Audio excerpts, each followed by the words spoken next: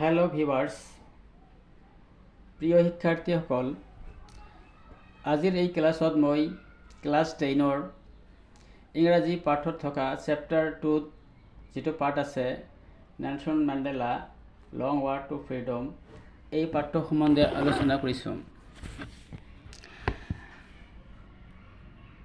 এই পাঠটোৰ প্ৰশ্নোত্তৰ আলোচনা কৰাৰ আগতে অলপ ধাৰণা দিবলৈ চেষ্টা কৰিছোঁ তোমালোকে। ভাৰতবৰ্ষত যেনেকৈ মহাত্মা গান্ধীয়ে ভাৰত সাধন কৰিছিল, ঠিক তেনেদৰে দক্ষিণ আফ্ৰিকাৰ নেলছন মেণ্ডেলাই বৰ্ণ বৈষম্যৰ বিৰুদ্ধে যুঁজি ব্ৰিটিছৰ হাতৰ পৰা দেশ স্বাধীন কৰিছিল। আৰু দেশ স্বাধীন কৰাৰ পিছত নেলছন মেণ্ডেলাই এই লং ৱাক টু ফ্ৰীডম এইখন এখন কিতাপ লিখিছিল তেওঁৰ নিজৰ জীৱনৰ বিষয়ে। আৰু তোমালোকে জনা এইটো কি কয়, বায়োগ্ৰাফি কয়, আত্মজীৱনী বুলি কয়। এইটো আছিল থুলমূল ধাৰণা। এতিয়া প্ৰশ্নোত্তৰলৈ আহোঁ। কি ক'বলৈ বিচাৰিছে? কুৱেশ্যন 1 আছে, what is the full name of Nelson Mandela? Nelson মেণ্ডেলাৰ সম্পূৰ্ণ নামটো কি? The full name of Nelson Mandela is Nelson Rolihlahla Mandela. Nelson Rolihlahla Mandela আছিল তাৰ নাম। উচ্চাৰণটো কি হ'ব? Nelson Rolihlahla Mandela. From which book? কোন কিতাপৰ পৰা the Nelson Mandela has taken? Nelson মেণ্ডেলাই পাঠটো লোৱা হৈছে। এই পাঠটো the book from which the lesson has taken is long walk to freedom. এনচাৰটো হ'ব long walk to freedom. Long walk to freedom এই কিতাপৰ পৰা নেলছন মেণ্ডেলাৰ এই পাঠটো লোৱা হৈছে। নেক্সট কুৱেশ্যন নম্বৰ 3 কি কৈছে? From which political system Nelson Mandela fought again? কোন ৰাজনীতিৰ বিৰুদ্ধে নেলছন মেণ্ডেলাই যুঁজিছিল? Answer, Nelson Mandela fought against apartheid. Apartheid এইটো ভালদৰে ট্ৰাই কৰিবা। এপাৰ্থেইড অৰ্থাৎ বৰ্ণ বৈষম্যতা। APARTHEID, apartheid. নেক্সট কুৱেশ্যন আছে, ইন হুইচ কাণ্ট্ৰি? কোনখন দেশত apartheid political system had recently passed? কোনখন দেশত মানে এই এপাৰ্থেইড ছিষ্টেমটো অৰ্থাৎ বৰ্ণ বৈষম্য নীতিটো অলপতেই কি হৈছে? দূৰ হৈছে। এনচাৰটো হ'ব চাউথ আফ্ৰিকা।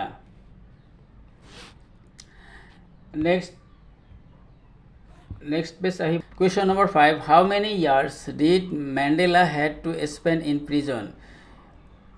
নেলছন মেণ্ডেলাই কিমান বছৰ কাৰাদণ্ড খাটিবলগীয়া হৈছিল? স্পেণ্ড মানে খটা, প্ৰিজন মানে জেলখানাত থাকিবলগীয়া হৈছিল, এইটো বুজিছে। এনচাৰ 30 ইয়াৰ্ছ, 30 বছৰ।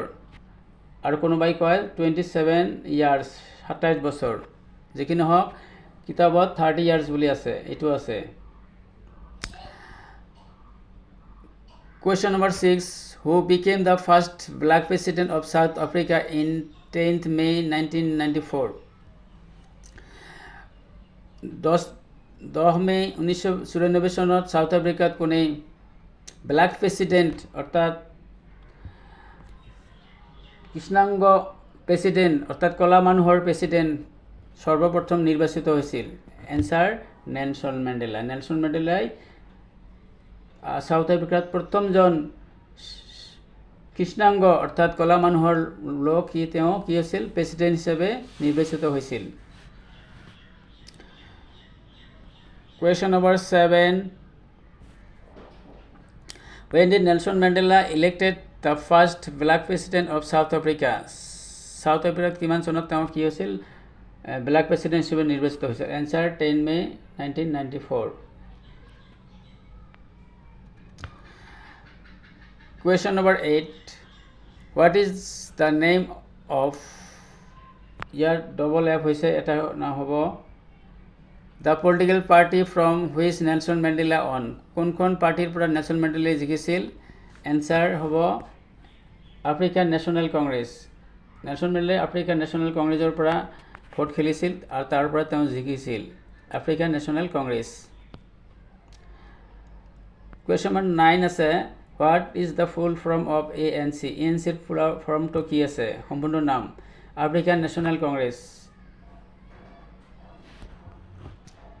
Next, question number 10. How many seats on the ANC? ANC কিমানটা পদ জিকিছিল?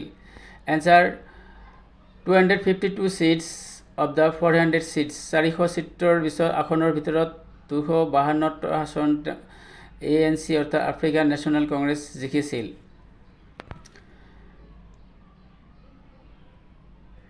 Question number 11. Where did inauguration ceremony মানে ইনাগুৰেশ্যন মানে উদ্ভাৱনী অনুষ্ঠান বা শপথ অনুষ্ঠান, চেৰিমনি মানে ইয়াত অনুষ্ঠান বুজাইছে, টু প্লেচ মানে অনুষ্ঠিত হৈছিল। ক'ত এই ইনাগুৰেশ্যন চেৰিমনি অৰ্থাৎ উদ্ভাৱনী অনুষ্ঠান ক'ত এইটো কি হৈছিল, অনুষ্ঠিত হৈছিল? এইটো আফ্ৰিকাত হৈছিল, আফ্ৰিকাৰ প্ৰিটৰিয়াৰ এই ইউনিয়ন বিল্ডিং এম্পি থিয়েটাৰত হৈছিল। এনচাৰটো হ'ল ইউনিয়ন বিল্ডিংছ এম্পি থিয়েটাৰ ইন প্ৰিটৰিয়া। আকৌ কৈছোঁ উত্তৰটো ইউনিয়ন বিল্ডিংছ এম্পি থিয়েটাৰ ইন প্ৰিটৰিয়া। প্ৰিটৰিয়া হ'ল চাউথ আফ্ৰিকাৰ এখন বিখ্যাত নগৰ। কুৱেশ্যন নম্বৰ 12 আছে হাউ মেনি ডিড ফলোড বা গেথাৰ্ড অন দ্য ষ্ট্ৰীট অফ প্ৰিটৰিয়া। প্ৰিটৰিয়াত সিদিনা কিমান মানুহ গোট খাইছিল বা কিমান মানুহ অনুসৰণ কৰিছিল এইটো বিচাৰিছে। এনচাৰ মোৰ দেন 1 লাখ। 1 লাখতকৈ বেছি মানুহৰ গেথাৰ্ড হৈছিল তাত। কুৱেশ্যন নম্বৰ 13 কি আছে, how many countries join in the inauguration ceremony. এই ইনগুৰেশ্যন চেৰিমনি কিমানখন দেশ অংশগ্ৰহণ কৰিছিল? এনচাৰ মোৰ দেন 140 কাউণ্ট্ৰিজ। 140খন দেশতকৈ অধিক দেশে এই ইনাগুৰেশ্যন চেৰিমনি যিটো আছে উদ্ভাৱনী অনুষ্ঠান বা শপথ অনুষ্ঠান, এই অনুষ্ঠানত যোগ দিছিল। Question number 14 who was Nelson Mandela. Nelson Mandela কোন আছিল? Answer Nelson Mandela was a freedom fighter of South Africa and also' the first black president of South Africa. Nelson Mandela আছিল চাউথ আফ্ৰিকাৰ প্ৰথমজন সংগ্ৰামী ব্যক্তি যিয়ে প্ৰথমবাৰৰ বাবে কলা প্ৰেচিডেণ্ট হিচাপে নিৰ্বাচিত হৈছিল। এনচাৰটো আকৌ কৈছোঁ, Nelson Mandela was a freedom fighter মানে মুক্তিযোদ্ধা আছিল অফ চাউথ আফ্ৰিকাৰ and also' the first president, আৰু তেওঁ আছিল প্ৰথম প্ৰেচিডেণ্ট অফ চাউথ আফ্ৰিকাৰ। এপাৰ্থেইড মানে বৰ্ণবৈষম্যতা কি? Apartheid. Answer apartheid is a political system that separates people according to their race মানে জাতিভেদ, সিহঁতৰ বৰ্ণ বৈষম্যটোৰ ওপৰত ভিত্তি কৰি যিটো ছিষ্টেমে কি কৰে, মানুহক পৃথক কৰে বা বিভাজন কৰে, সেই নীতিটো হৈছে এপাৰ্থেইড অৰ্থাৎ বৰ্ণ বৈষম্য। আকৌ এনচাৰটো কৈছোঁ, এপাৰ্থেইড ইজ এ পলিটিকেল চিষ্টেম। এপাৰ্থেইড এনেকুৱা এটা পলিটিকেল চিষ্টেম ডেট ছেপাৰেটছ পিপুল, যিটো মানুহক কি কৰে, ছেপাৰেট কৰে অৰ্থাৎ পৃথক কৰে, একৰ্ডিং টু দেয়াৰ ৰেচ, সিহঁতৰ বৰ্ণৰ ওপৰত ভিত্তি কৰি, সিহঁতৰ গাৰ ছালৰ ওপৰত ভিত্তি কৰি মানুহক পৃথক কৰে, সেই নীতিটো হৈছে এপাৰ্থেইড।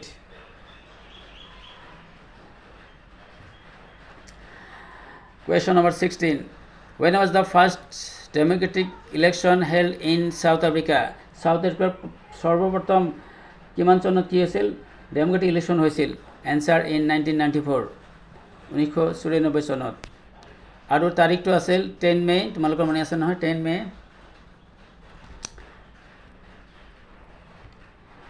Question number 17.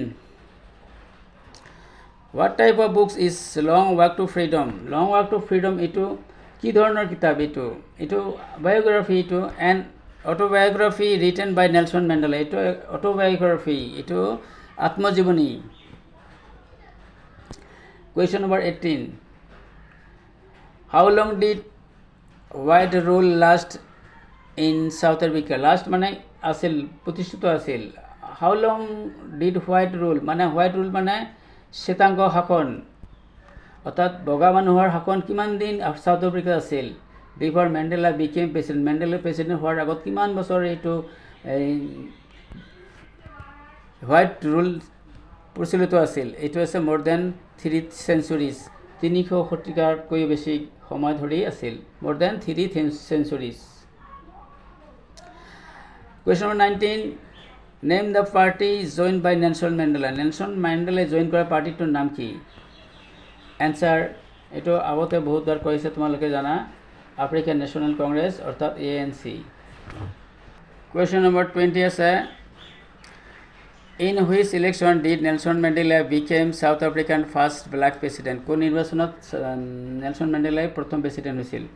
Answer, in the first democratic election of South Africa. প্ৰথম গণতান্ত্ৰিক নিৰ্বাচনত নেলছন মেণ্ডেলাই নিৰ্বাচিত হৈছিল। In the first democratic election of South Africa. 21 question আছে, why did Nelson Mandela join African National Congress? Nelson মেণ্ডেলাই আফ্ৰিকান নেশ্যনেল কংগ্ৰেছত কিয় যোগদান কৰিছিল? ইয়াৰ কাৰণ কি আছিল? ইয়াৰ উদ্দেশ্য কি আছিল? Answer, Nelson Mandela join the African National Congress because of his personal experience. Nelson Mandela তেওঁৰ মানে ব্যক্তিগত কিবা উদ্দেশ্যত তেওঁ কি কৰিছিল? নেলছন মেণ্ডেলাই কংগ্ৰেছত এই পাৰ্টিটো যোগ দিছিল, নেশ্যনেল কংগ্ৰেছত, আফ্ৰিকান নেশ্যনেল কংগ্ৰেছত। এ ডিজায়াৰ ফৰ জাষ্টিছ, ন্যায় প্ৰতিষ্ঠা কৰা, এণ্ড ইকুৱেলিটি আৰু সমতা, and a belief in unity activism of changes, আৰু বিকাশৰ বাবে যি চেঞ্জ কৰিব লাগে, পৰিৱৰ্তন কৰিব লাগে, তাৰ কাৰণে তেওঁ যোগদান দিছিল। হিজ লিডাৰশ্বিপ এণ্ড কনষ্ট্ৰিবিউশ্যন, তেওঁৰ নেতৃত্ব আৰু তেওঁৰ সংগঠন, ইজ টু ষ্টেঞ্চ এগেইনষ্ট এপাৰ্থেইড, এইটোৱে কি হৈছে? এপাৰ্থেইড, বৰ্ণ বৈষম্যৰ বিৰুদ্ধে যুঁজিবলৈ সক্ষম হৈছিল। লেড টু হিম, আৰু তেওঁ দিছিল, বিকেম ই চাউথ আফ্ৰিকান ব্লেক প্ৰেচিডেণ্ট, আৰু চাউথ আফ্ৰিকাৰ এজন ব্লেক প্ৰেচিডেণ্ট নিৰ্বাচিত হোৱাৰ এইটো আছিল, তেওঁ সহায় কৰিছিল। এনচাৰটো আকৌ কৈ দিছোঁ, Nelson Mandela join the African National Congress because of his personal experience, a desire for justice and equality, and a belief in unity activism for changes, his leadership and contribution to the struggle against apartheid led to became South African black president. Question number 22 কি আছে? According to Nelson Mandela's address, Nelson Mandelaৰ ভাষণ মতে, address মানে দিয়া মতে, তেওঁ শপত কৰিছিল, উইল নেভাৰ হেপেন, কেতিয়াও নঘটিব, এগেইন, আকৌ, ইন দ্য বিউটিফুল লেণ্ড, ধুনীয়া সেই দেশখনত। এইটো কি শপত কৰিছিল? প্ৰশ্নটো ভাল হোৱা নাই। হোৱাট একৰ্ডিং টু নেলছন, নেলছনৰ কি শপত কৰিছিল এইটো কৈছে। Answer, according to Nelson Mandela's address, তেওঁ শপত কৰিছিল, never never again will this beautiful lands experience oppression one by another. Oppression মানে শোষণ, ইয়াত অপাৰেশ্যন মানে কি হ'ল? শোষণ। তেনেহ'লে কি কৰিছিল নেলছন মেণ্ডেলাই? তেওঁৰ ভাষণত মতে কৈছিল, আকৌ এই ধুনীয়া দেশখনত কোনোদিনে এজনে আনজনক শোষণ কৰিব নোৱাৰিব, এই বুলি কৈছিল। এইটো মই কৈছোঁ, প্ৰিয় দৰ্শকসকল, মই বহুত পৰিশ্ৰম কৰি এই PDF খিনি তৈয়াৰ কৰিছোঁ, তোমালোকৰ যাতে পৰীক্ষাত ভাল ৰিজাল্ট কৰিব পাৰা। আৰু এইখিনি ভিডিঅ'ত দেখাৰ পিছত নেলছন মেণ্ডেলাৰ সকলো প্ৰশ্ন তোমালোকৰ উত্তৰ কৰিবলৈ পাব, এইটো মোৰ বিষয় আছে। দয়া কৰি মোৰ চেনেলটো যদি এতিয়াও ছাবস্ক্ৰাইব কৰা নাই, তেনেহ'লে চেনেলটো ছাবস্ক্ৰাইব কৰি মোৰ ক্লাছ 10ৰ আৰু ক্লাছ 10ৰ সকলোবিলাক গ্ৰামাৰ এই চেনেলত দিয়া আছে, সেইবিলাক চাব। কুৱেশ্যন নম্বৰ 23 কি আছে? Where did jubilant scenes took place after the inauguration ceremony? Inauguration মানে স্বাগতম অনুষ্ঠান বা শপত গ্ৰহণ অনুষ্ঠান বা উদ্বোধনী অনুষ্ঠান। তেনেহ'লে কি হুৱেৰ ডিড জুবিলিয়ান চিনছ, ক'ত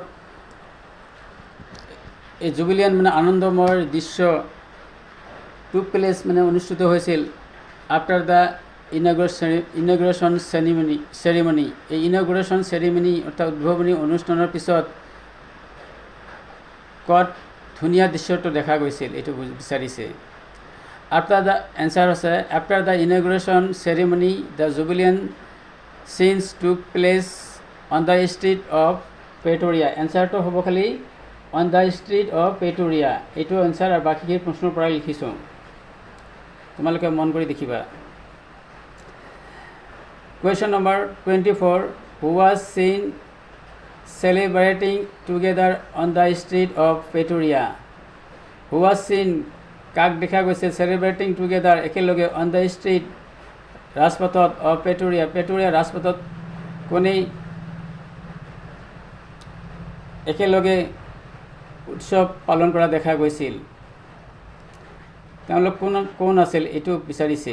এনচাৰ দ্য ব্লেক, কলাবিলাক, হোৱাইট এণ্ড কালাৰ্ড পিপুল, কলা বগা আৰু কলা বগা মিশ্ৰিত মানুহবিলাক were seen celebrating on the street of Pretoria. এনচাৰটো কি হ'ব তেনেহ'লে the black, white and coloured people, এইটো হ'ব এনচাৰ। তাৰপিছত were seen celebrating on the street of Pretoria, এইটো কুৱেশ্যনৰ পৰা আছে।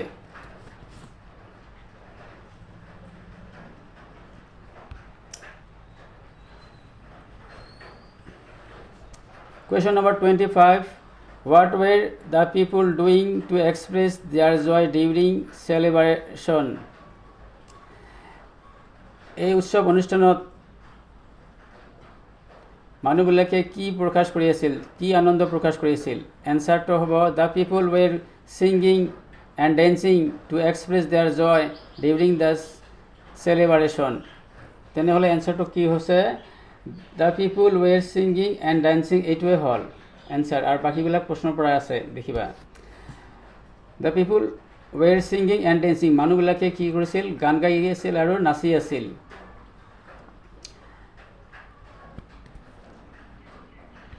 Question number 26 কি আছে? What is BBC? What message was conveyed by BBC on 10th May 1994? What is BBC? BBC কি? What message was conveyed? কি message পঠাইছে by BBC? BBC দ্বারা on 10 May 1994. Answer the British Broadcasting Corporation, BBC, is the world's leading and one of the oldest broadcasting public service, established on 1922. ইয়াৰ অৰ্থ হ'ল the British broadcasting, broadcasting মানে সংবাদ পৰিচালনা কৰে যিটো এইটো ব্ৰডকাষ্টিং কৰ্পৰেশ্যন। ব্ৰিটিছ সংবাদ পৰিৱেশন সংস্থা চমুকৈ কয় BBC ইজ ৱৰ্ল্ডছ লিডিং মানে পৃথিৱী বিখ্যাত and one of the oldest broadcasting public service আৰু এটা অন্যতম পুৰণি সংবাদ পৰিৱেশক সেৱা ইষ্টাব্লিছ, যিটো ইষ্টাব্লিছ হৈছিল, প্ৰতিষ্ঠা হৈছিল, ইষ্টাব্লিছ মানে প্ৰতিষ্ঠা হৈছিল অন 1992, যিটো 1992ত প্ৰতিষ্ঠিত হৈছিল। অন 10 মে আৰু সংবাদটো কি আছিল এইটো কৈছে বিচাৰিছে। ছেকেণ্ড প্ৰশ্নটোৰ উত্তৰ এইটো পেৰাগ্ৰাফ কৰি দিছোঁ।